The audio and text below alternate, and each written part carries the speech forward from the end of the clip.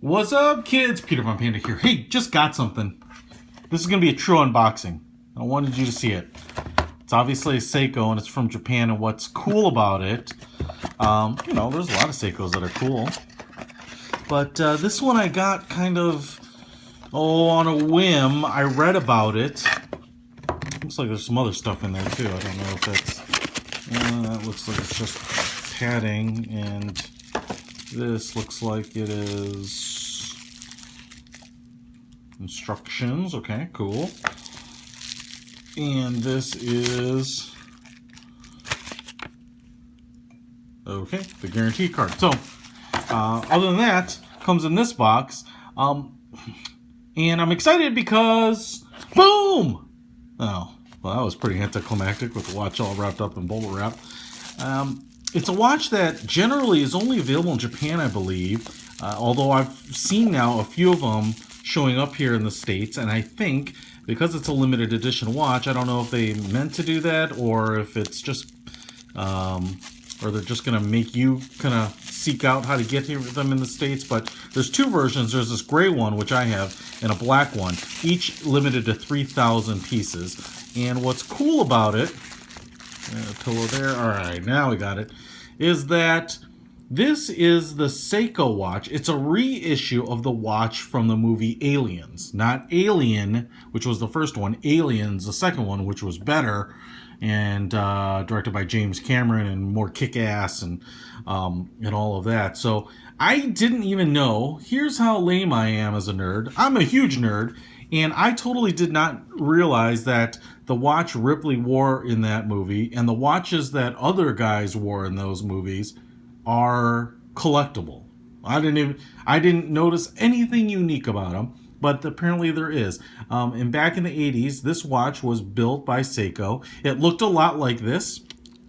It was designed by Seiko Giugiaro, I think. I may be mispronouncing his name. But he's a famous car designer, Italian, obviously. And I believe he was responsible for something like 80 designs, most of which were concepts. One of them I actually remember very well because I really liked it. But I even want to say prior to the Veyron, he was responsible for a lot of the Bugatti concepts. So he was very popular. May still be, maybe long dead, I don't know. But he designed this watch, and I think this was adopted by the movie Aliens because it looked futuristic and it kind of looked like a watch, and it had these other things here that make it kind of modern and futuristic looking, and thus had a place on a sci-fi movie. I can see some differences after having read a little bit about the watch that was used. I know the movement is a little different. I think it was one of the first Quartz, or I should say Quartz chronograph movements in that watch, so it's kind of famous, and to find it is kind of a feat. To find that original watch from the 80s or early 90s or whenever it was, is now, to find them in good condition can be thousands of dollars. This watch is not thousands of dollars. It's about $300, and I want to say, if you're trying to get it here in the States, what I can tell you is that it generally takes about another $100 on top of that, so around $400, which is what I basically paid for this. And again, in this kind of painted silver gray, I'll call it kind of a matte gray, but it's fairly flashy, and available in black too. As far as I can tell from the pictures, and I'll be throwing those in various places here, that Ripley, Sigourney Weaver, who, you know what, even though she was mainly in that, dude, she's hot, wore this colored one. Now, this watch is a little bit smaller than I expected. I didn't know the dimensions. I just kind of tried to hop online and try to find one because of the low inventory on them. And, oh, they're right there. The Giugiaro design. And this one is 1217 out of 3,000. So 3,000 of the gray, 3,000 of the black. But it's cool that it says that right there, obviously. And movement, cased in Japanese movement, cased in China.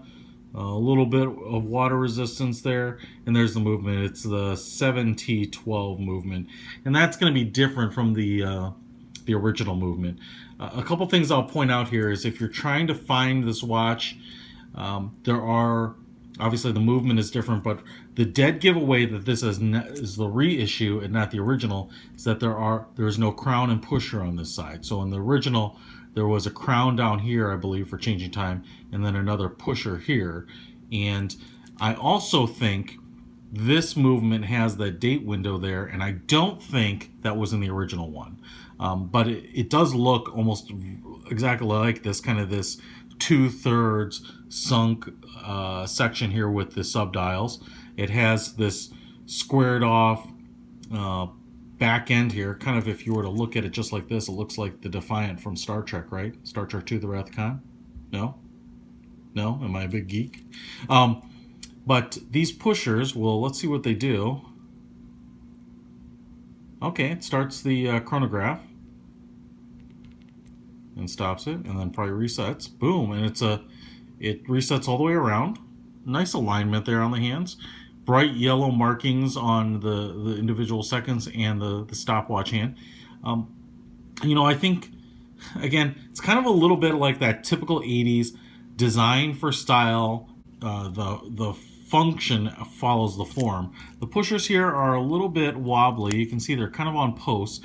And what I think is, like most quartz movements, there are some rods that go in directly, perpendicular to the circumference of the case here.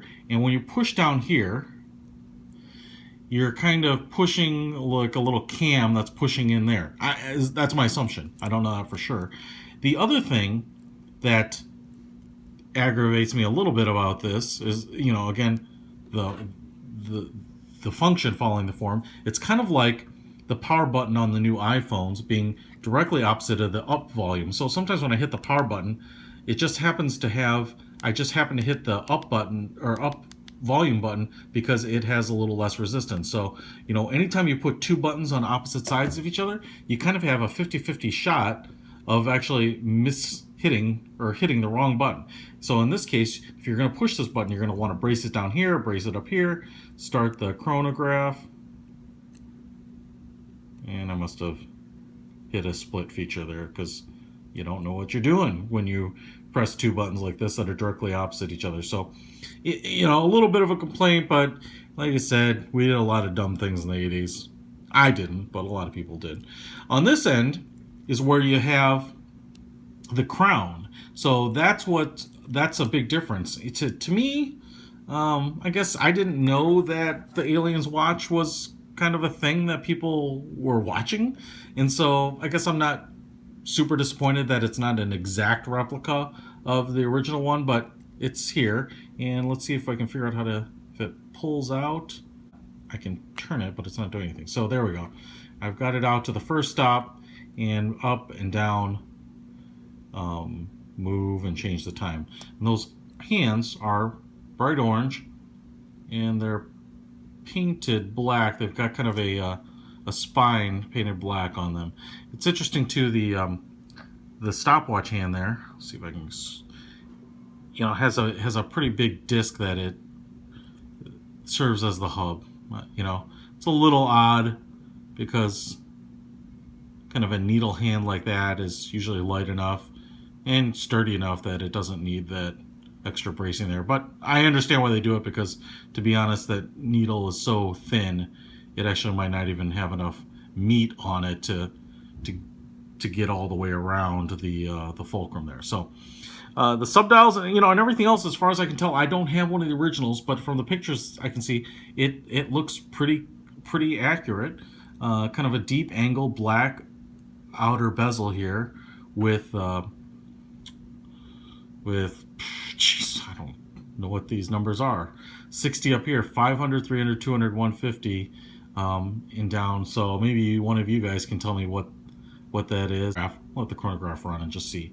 And then there are a couple of Allen screws here, it looks like, that hold this piece to the case. So I don't know if that was an original feature of the watch too. It was milled like this, and then this is kind of attached on, or if it was milled out of a single block. I kind of think it was, I don't know. I have no idea, because especially with the crown being over there, I can see it being kind of milled out of a single block. But, you know, maybe for manufacturing purposes, they did not do that. All right, on to more important things. The band, which is kind of cool. Blocky links, tapers down towards the deployment clasp, kind of your typical, fairly inexpensive deployment clasp. A couple things that are similar. I love these little kind of drilled portholes here because that is pretty noticeable in the pictures or in the stills I've seen that there's some that those are there, and they look cool. They give a little depth and kind of sci-fi. To be honest, I can understand why they picked this watch for the movie. Now, one of the differences here is that on the deployment class there, it says Seiko, and I believe on the originals it said Speedmaster, and I believe Speedmaster is a trademark of Omega. And I say that because I have a Seamaster, and I think I have been tempted by some of their Speedmasters. So take that for what it's worth. It says Seiko instead. The other thing I'll throw out here is, for you small watch lovers, you're going to like it because it's only 42 millimeters. And for whatever reason, there is a little bit of size difference between the black and the gray version. Just like a fraction of a millimeter difference. But I don't know why that is, if it's the plating or what, but it is what it is. So 42 millimeters, and if you didn't have this thing here, that probably accounts for 3 millimeters or 4 millimeters. So it's really like a 38 millimeter watch. And I have another fairly small watch here, you know, and they look pretty similar. This is probably under 40 millimeters.